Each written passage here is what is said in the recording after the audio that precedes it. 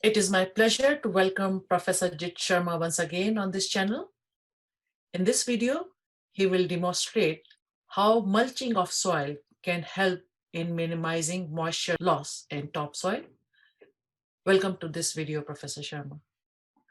Thank you very much, Prati. It's, as always, pleasure to join you on your channel. Today we're going to talk about kind of an important aspect of permaculture farming, and you've talked about this in your videos as well, and that is mulching. All permaculture, and all those people who are involved in permaculture, they swear by mulching, right? They say mulching is absolutely a must, right? You should be covering your topsoil all the time and all that. So obviously the more accepted notion that why mulching is needed is that, you know, if you cover the soil, it protects it from solar radiation, and therefore it stops the the moisture loss, right? But I mean, it's not really intuitive as to why that moisture loss prevention takes place. So we're going to look at how adding a layer of mulch on top of your topsoil actually helps in the topsoil retaining its moisture. So the key principle of physics that we're going to look at is the principle of capillarity. If you allow me to share my screen, I will just a couple of slides that I want to show, and then we'll talk about how mulching helps in preventing loss of moisture. So mulch has a capillary barrier. This is the key term, capillary barrier. We'll see how the whole thing works out.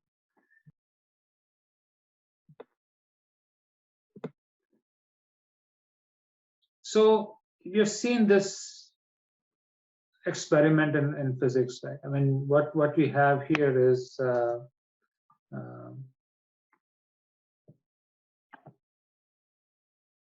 tubes that are of successively smaller diameter. These are glass tubes. This glass tube is the largest. This glass tube is the largest, and then as you go away from it, they get successively smaller. And you will see that the level of water in the reservoir in which this colored water sits, right, is up to there. But then as you decrease the diameter of the tube, the water starts to go higher. Right? See, it starts to go successively higher. So this phenomenon is what we call as capillarity. The reason why the water is trying to climb into the thing is because of surface tension inside the water. Right. So you can also imagine this as, you know, the connected pores inside the soil. They act like capillary tubes. So when you have a soil that is very fine grained, the capillary tube is going to be a lot smaller, and what's going to happen is that the water is going to rise because of capillary saturation a lot higher above the groundwater table than would normally take place in a soil with a bigger pore size. Okay, so your topsoil, as we have seen in previous videos, that the ideal texture for a topsoil is that of a silt loam kind of thing. So it has a certain pore size, and therefore it allows capillary saturation zone to exist above the water table, and so most of the topsoil remains saturated because of this capillarity. All right, so it's a good thing to have capillarity because it allows the soil to retain its moisture, right? But at the same time, the capillarity also works against the soil. Right? If your soil has a lot of capillarity taking place, it brings the soil's water closer to the ground surface. So, which means that when the water is closer to the ground surface, it will be subject to solar radiation and evaporation much more rapidly. So the same soil that was able to retain a lot of water also releases a lot of water because of evaporation. But this is where your mulch comes in, right? Mulch is typically your dried up twigs and chopped up tree trunks and so on, whatever you can find. It's a very coarse-grained, large particle-sized material. So its pore size is actually a lot bigger than the pore size for the soil. So when the water in the topsoil tries to rise through capillarity, when it hits the mulch, right, it is not able to climb through the mulch because the mulch is,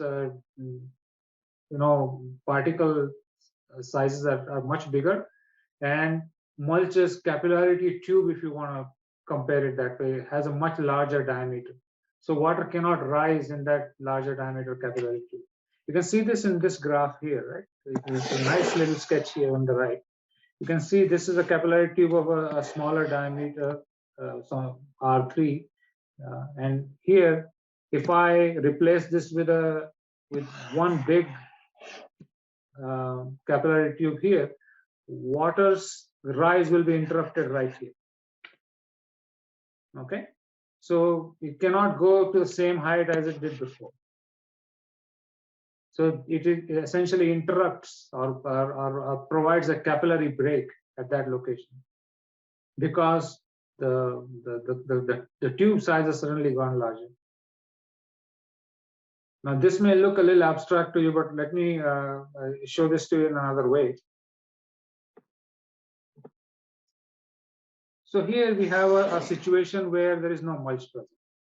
Okay, so this is your topsoil right here, and groundwater table is located at this location here.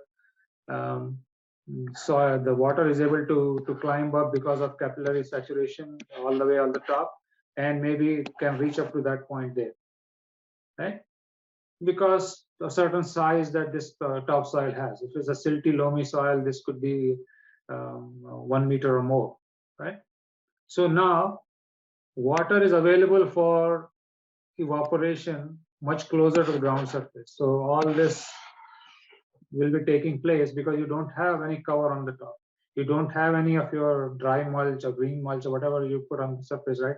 If you leave it like that, it's just gonna start losing the moisture from the top. Now let's see what happens when you have mulch, right? When you have mulch, you have dry mulch on the top and your topsoil is over here. So you have essentially removed some of the topsoil and put some mulch on top. And now what's going to happen is that at this point where at the interface between the mulch and the topsoil, right, water will not be pulled up because of capillary saturation, because mulch's pore size is a lot bigger. It cannot pull the water through capillarity. So now your water is so far away from the ground surface, right? It's right there. It will not be able to access the solar radiation from the top, and therefore that gradient of evaporation that exists that gives you the evaporative flux from the soil, that is lost, and therefore you will have very little moisture loss due to evaporation. Now you say, well, that's obvious because that's what mulch do, right? But the advantage of having mulch is that even though it does not allow the upward movement of water because of capillary break, it actually allows for a much easier percolation through it. So that's the double advantage of a mulch. Bigger particle, larger pores, so water goes through the mulch quite nicely and goes through the topsoil almost immediately. So it's got like double benefits. It allows the percolation to take place and prevents the evaporation from taking place. So that's the reason why you really need to have all your permaculture soil covered with mulch.